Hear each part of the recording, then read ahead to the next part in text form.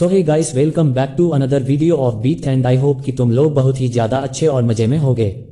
Video में आगे बढ़ने से पहले कहना चाहूंगी कि अगर इससे पहले का एपिसोड अभी तक चेकआउट नहीं किया है तो पहले जाओ और जाके उसे देख लो, वरना यहाँ तुम्हें कुछ समझ नहीं आने वाला। और अगर तुमने देख लिया है तो बिना किसी देर के आज के इस वीडियो को शुरू करते हैं।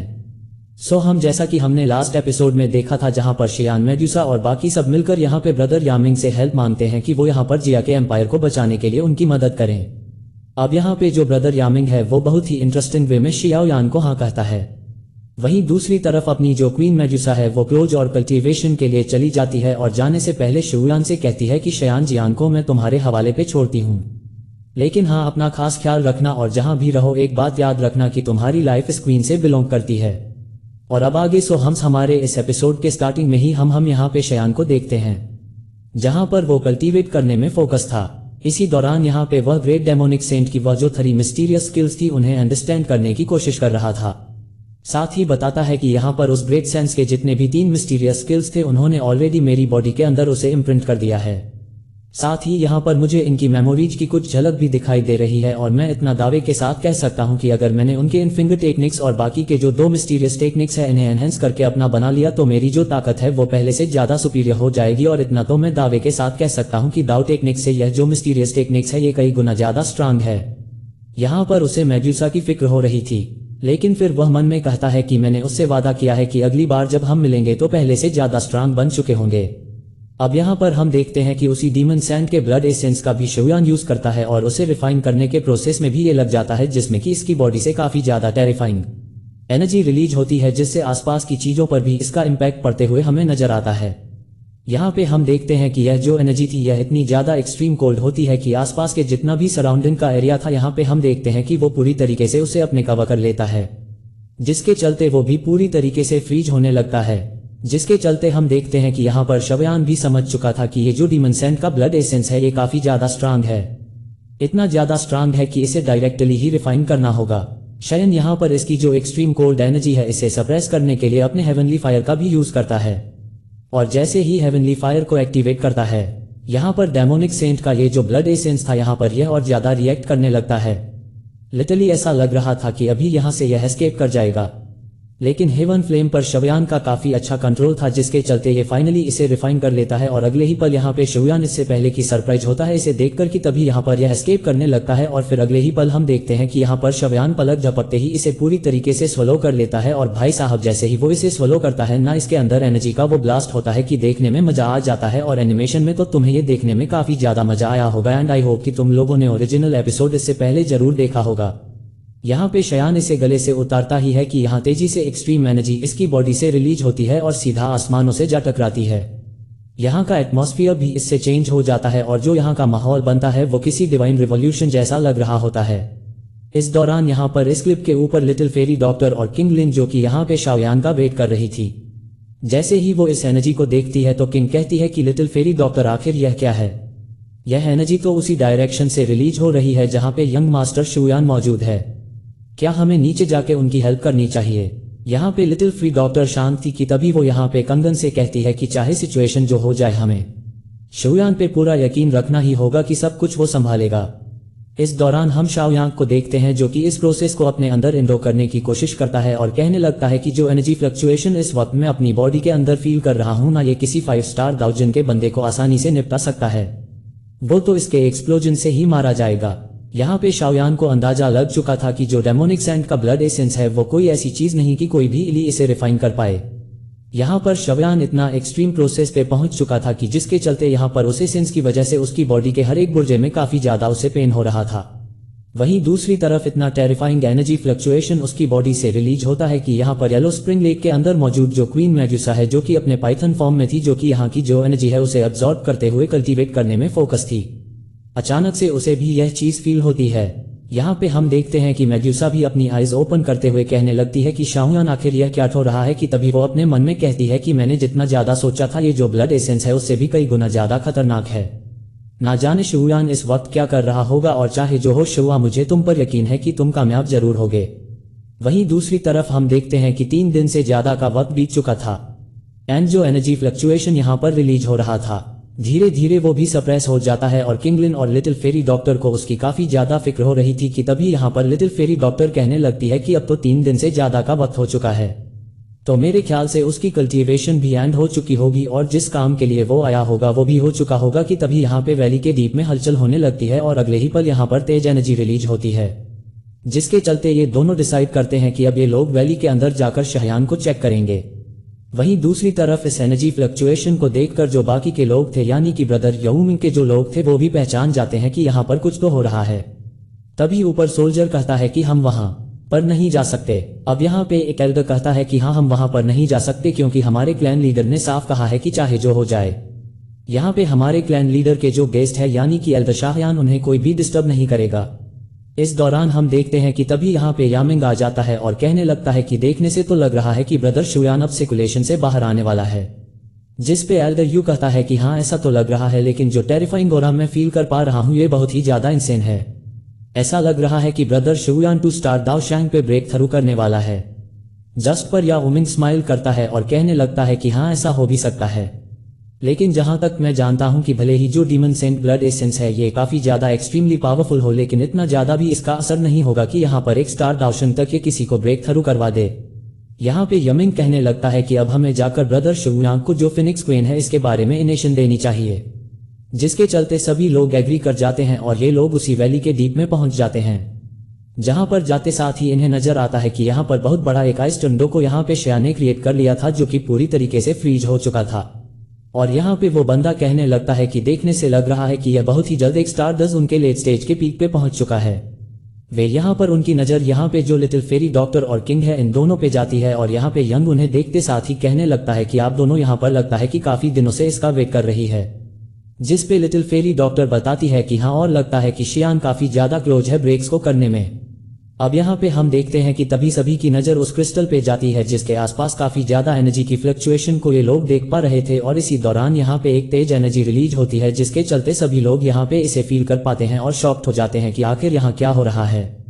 वहीं दूसरी तरफ हम इस जमे हुए टोर्नेडो के अंदर शवयान को देखते हैं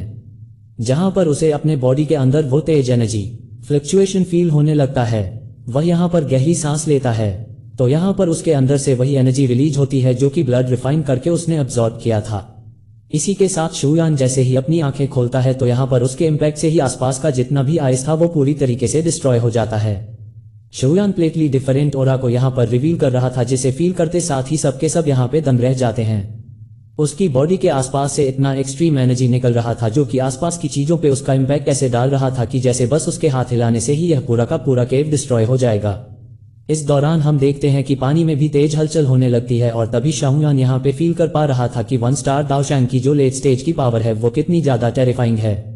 उसके आसपास यहाँ पर वो एनर्जी का एक सर्कल बनने लगता है और अगले ही पल शाहुयान उसे अपने हाथों से टच करता है। जैसे ही वो उसे फील करता है उसे काफी ज्यादा कंफर्ट भी फील होता है और अगले ही पल वो यहाँ पर इस सारी एनर्जी फ्लो को यहाँ से पूरी तरीके से गायब कर देता है और हम यहाँ पे देखते हैं कि लिटिल फेरी डॉक्टर किंगलिन सभी लोग दंग रह जाते हैं और फिर शवयान इनके करीब जाता है कि तभी किंगलिन जैसे ही उसे देखती है तो दौड़ते हुए उसके पास जाकर कहती है कि यंग मास्टर कांग्रेचुलेशन, यकीन नहीं होता कि आपने इतनी जल्दी इस लेवल को अचीव कर लिया। लिटिल फेरी डॉक्टर भी शवयान के लिए काफी ज्यादा खुश, वो भी उसे कांग्रेचुलेट करती है और ऐसे ही सभी लोग उसे कांग्रेचुलेट करते हैं। ब्रदर यामेंग शुयान से कहता है कि मानना पड़ेगा इतनी कम उम्र में आपने 1 स्टार दाओश के लेट स्टेज को हासिल कर लिया, ये सच में काफी ज्यादा इंप्रेसिव बात है। शयान उस पे उनका शुक्रिया अदा करते हुए कहता है कि नहीं, यह वही डीमन सेंट का जो ब्लड एसेंस है उसका कमाल है और यह जो कल्टीवेशन केव है इसने भी मेरी इस ब्रेक थ्रू में काफी ज्यादा मदद की है, क्योंकि जब तक सिचुएशन परफेक्ट ना हो मैं जितना मर्जी कोशिश कर लूं मैं यहाँ पे कामयाब नहीं हो सकता। जिस पे यामिन कहता है कि ऐसे गैरों की तरह मुझे शुक्रिया अदा मत बोलो हर बात के लिए, हम तो भाई जैसे हैं ना, तो इसमें इतना बड़ा क्या है कि तभी वो यहाँ पर मेड्यूसा को ना पाकर शयान से कहता है कि आखिर वो कहाँ है, क्या वो अभी भी कल्टीवेट करने में बिजी है। जिस पर शवयान पीछे मुड़ता है और कहने लगता है कि हाँ और उसे काफी ज्यादा वक्त लगने वाला है, लेकिन ब्रदर यऊमिंग मुझे आपसे कुछ जानना था। और तभी वो फिनिक्स ट्राइब के हलचल के बारे में पूछता है और कहता है कि क्या उनकी कोई खबर मिली, जिस पे यंग का चेहरा थोड़ा लटक जाता है और वह कहने लगता है कि असल में मैं आपको वही खबर देना चाहता था। बात यह है कि वह जो हेवनली फिनिक्स से डीमन क्लैन है वो ऑलरेडी ईस्टर्न ड्रैगन आइलैंड की तरफ रवाना हो चुकी है, जिसमें शहयान काफी ज्यादा शॉक था और कहने लगता है कि इतनी जल्दी, ये तो हमारी सोच से भी काफी ज्यादा जल्दी निकले। लेकिन ये बताइए कि आखिर उनकी तादाद कितनी ज्यादा होगी और कितने लेवल के कल्टीवेटर होंगे।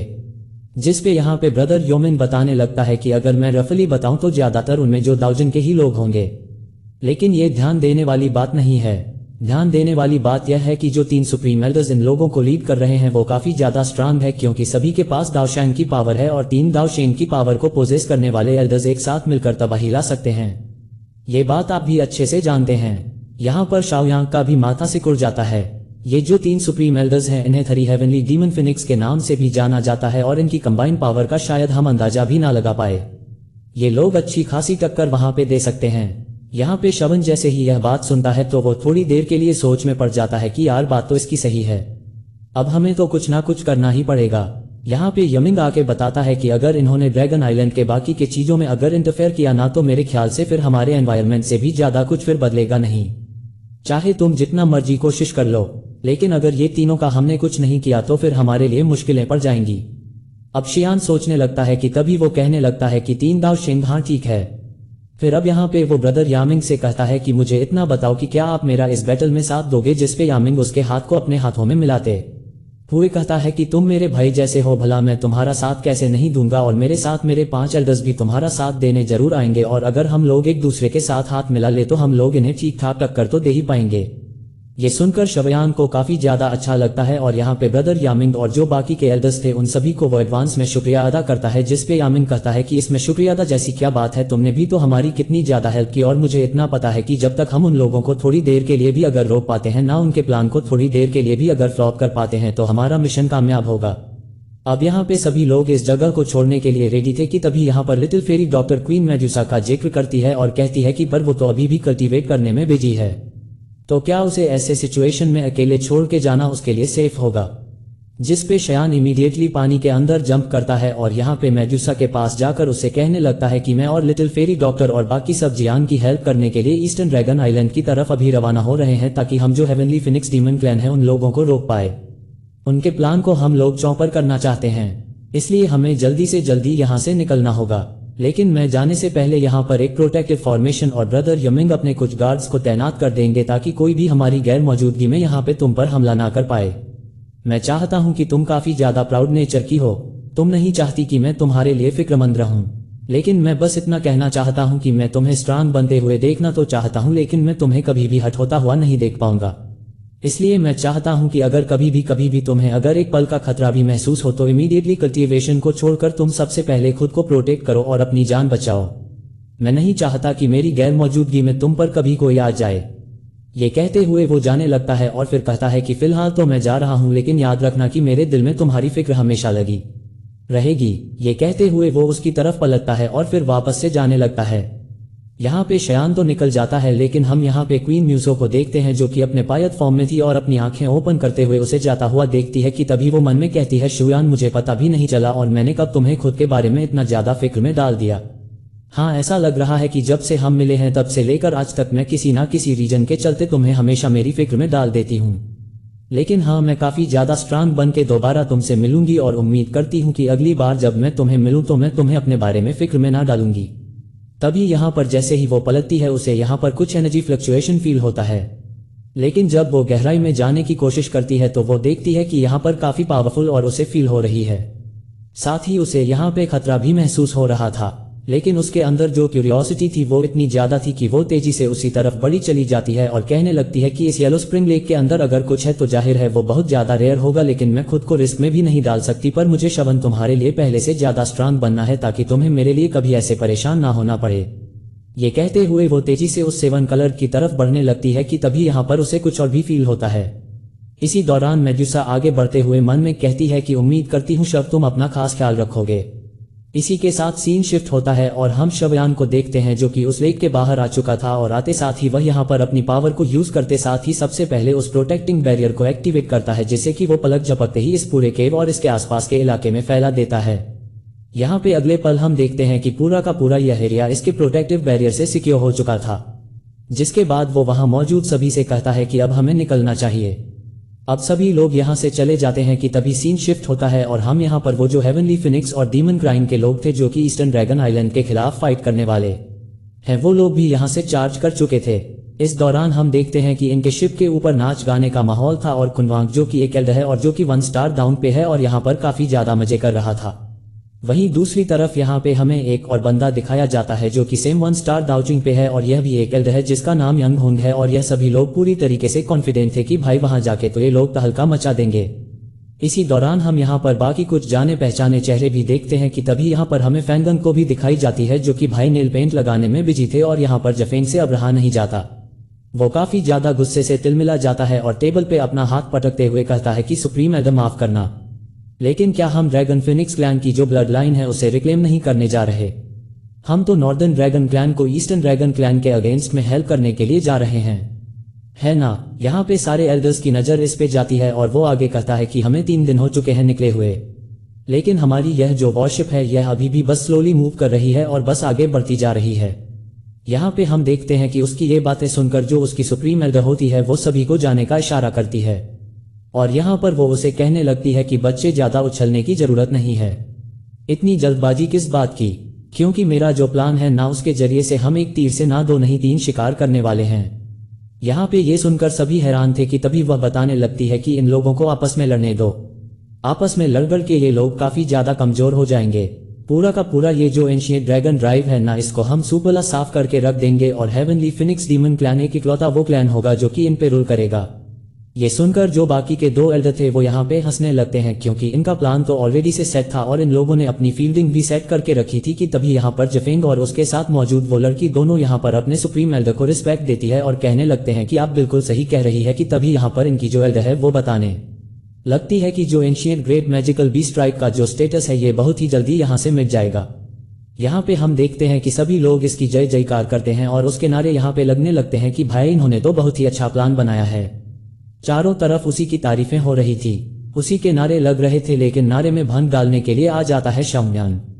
मीन्स की उसका वो जो वज्रा बॉडी ट्रांसफॉर्मेशन है। शाओयान इस फॉर्म में आते साधे इनके शिप को पकड़ता है जो कि हवा में अब तक डोल रही थी। उसे पकड़ते साथ ही यहाँ पे सभी के दिल में हलचल पैदा हो जाती है,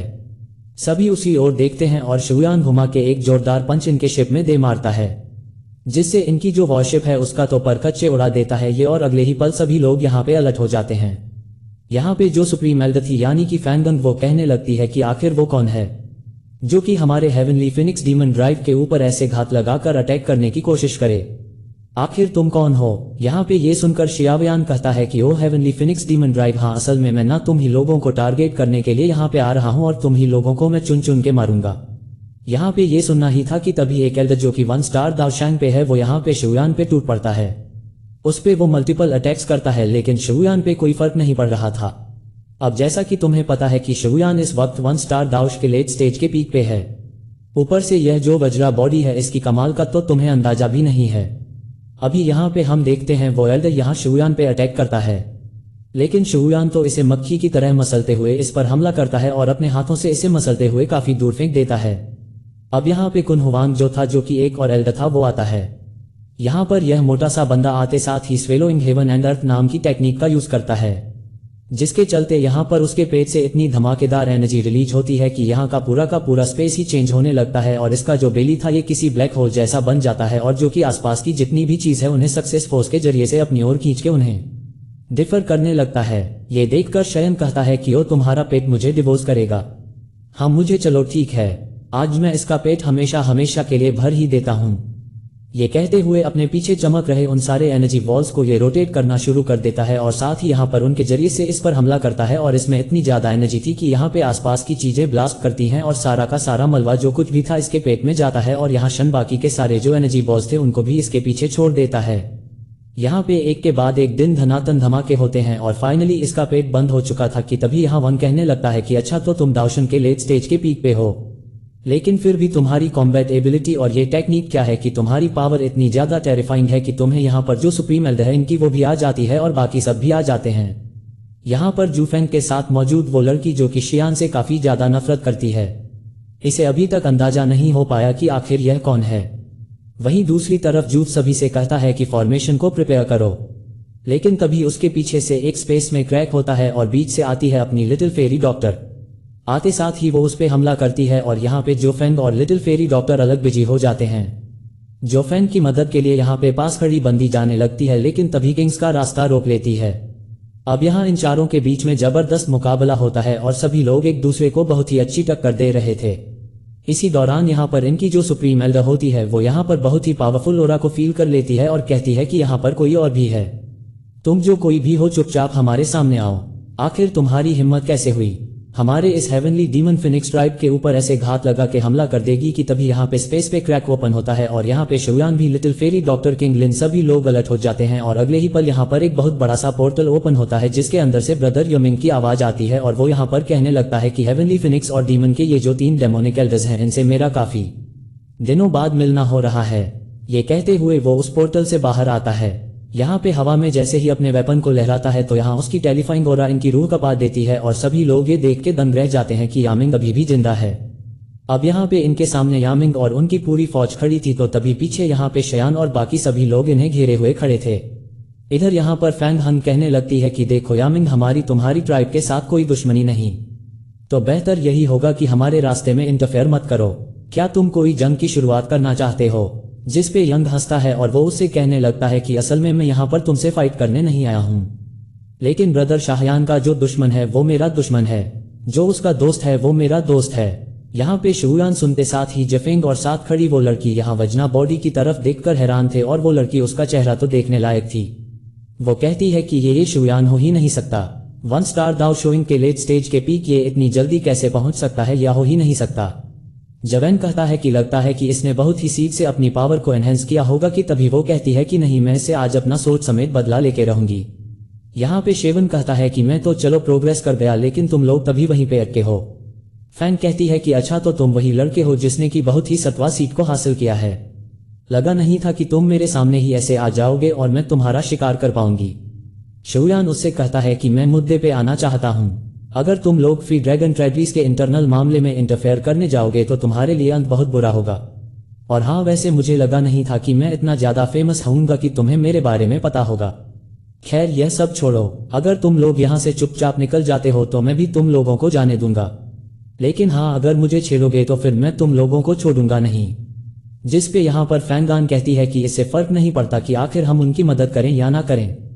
क्योंकि वह तो ऑलरेडी इन लोगों के बीच में छुड़ चुकी है। शवयान भी मन में कहता है कि वेस्टर्न और जो सदर्न आइलैंड है, आखिर ये लोग इतने ज्यादा नासब कैसे हो सकते हैं कि इनका इंतजार तक नहीं किया कि तभी यहाँ पे वो कहता है कि ठीक है, फिर अगर तुम लोग यहाँ से नहीं जाओगे तो फिर जो तुम्हारे साथ अब होगा उसके लिए मुझे जिम्मेदार मत ठहराना। जिस पे यहाँ पे जो फैंगंग है वो कहने लगती है कि वो सब तो बाद में है, लेकिन हमारा जो पुराना स्को है हमें उसे सेटल करना ही होगा। अब यहाँ पे वो बाकी के 2 एल्डर से कहती है कि तुम लोग शयान को हैंडल करो और मैं अकेले योमिंग को संभालती हूँ। यहाँ पे ब्रदर योमिंग भी कहने लगता है कि चलो देखते हैं कि इतने सालों में आखिर तुमने कितनी ज्यादा प्रोग्रेस की है। वहीं दूसरी तरफ वो दोनों एल्डर यहाँ शयान के करीब ही जाकर अपने स्पिरिचुअल बीस्ट को यहाँ समन करते हैं और फिर उनकी पावर का यूज करते हुए कहते हैं कि अब तू मरेगा। यहाँ पे शोन इन्हें अपनी तरफ आता हुआ देखकर कहता है कि चलो आज मैं भी देखूंगा कि 2 ताउंग वाले कल्टीवेटर मिलकर मेरा क्या बिगाड़ सकते हैं। So that's it for today guys. I hope कि तुम सबको आज की यह वीडियो काफी ज्यादा पसंद आई होगी। अगर हाँ तो वीडियो को लाइक करना, चैनल पे नए हो तो सब्सक्राइब करना। तो मिलते हैं नेक्स्ट वीडियो में, तब तक के लिए बाय।